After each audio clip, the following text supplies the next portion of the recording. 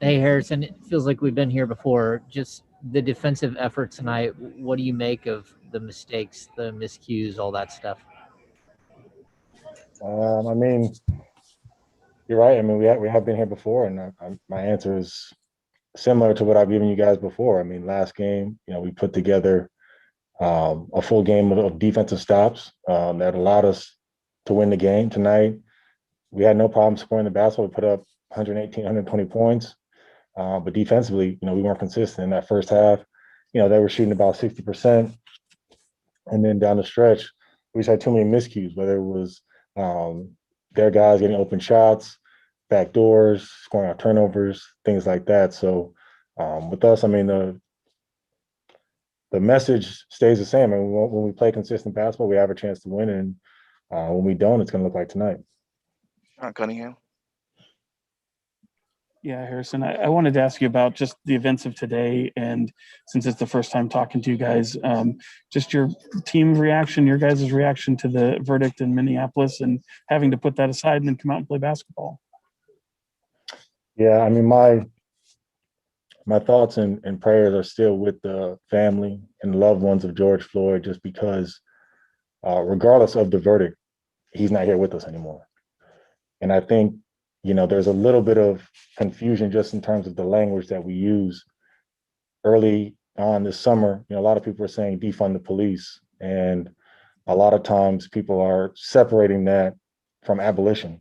And at the end of the day, there are still people being put in jail. The carceral system isn't being reduced. And people can say that progress is being made because the verdict was cast down in one way or another.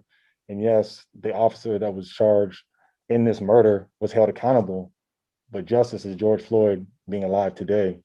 And I think until we're courageous enough, bold enough, and frankly, just transparent and having a conversation about reimagining what our justice system looks like as it is today, then we're not going to achieve progress, or at least the progress that we hope to see. Jason Jones.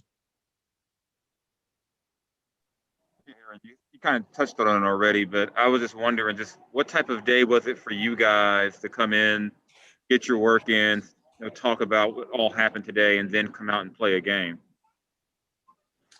I mean, it's emotional. To have not only a case like this, but something that touches so many different communities, touches so many people. I mean, you're talking to people on the Minnesota side who they don't even know what it's going to look like when they get back home. And you talk to obviously people here on the team who, whether they've had encounters with police, family members have had encounters with police, potentially have lost loved ones, things like that. It's an emotion. It's a heavy thing, and this is far from over. Systematically, there needs to be a lot of change, and um, it's just heavy on the heart. Tony Harvey. Uh, Harrison, in most of these cases, they never can be clear cut, even with somebody filming using a cell phone. Just want to get your thoughts. Was there any type of anticipation from you, before the verdict came in, whether it went one way or the other? Just to get your kind of thoughts, because normally, when cops are charged, or they don't even, sometimes charges are not even filed, but sometimes when cops are charged, we don't get a result like this. Yeah, I mean, I think Angela Davis said, in order to get justice, you have to get to the root of things.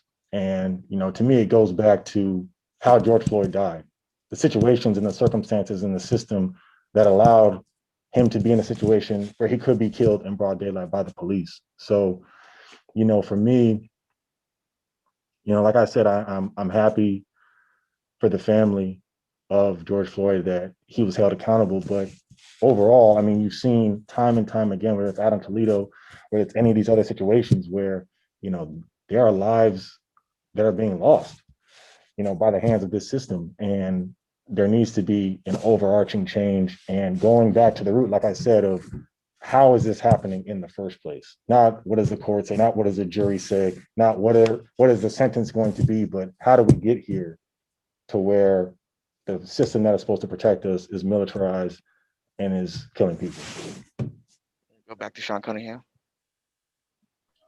Yeah, Harrison, awful segue on my part, but I have to ask you about the fans here in the building and just, looking up and seeing supporters of you guys. It's been a while since you've been able to do that. Just what did that mean to you guys?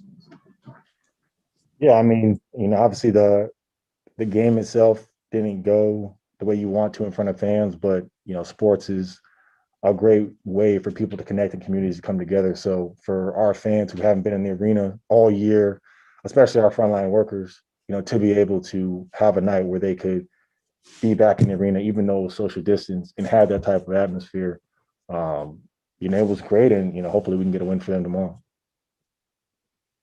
All right. Thank you, Harrison.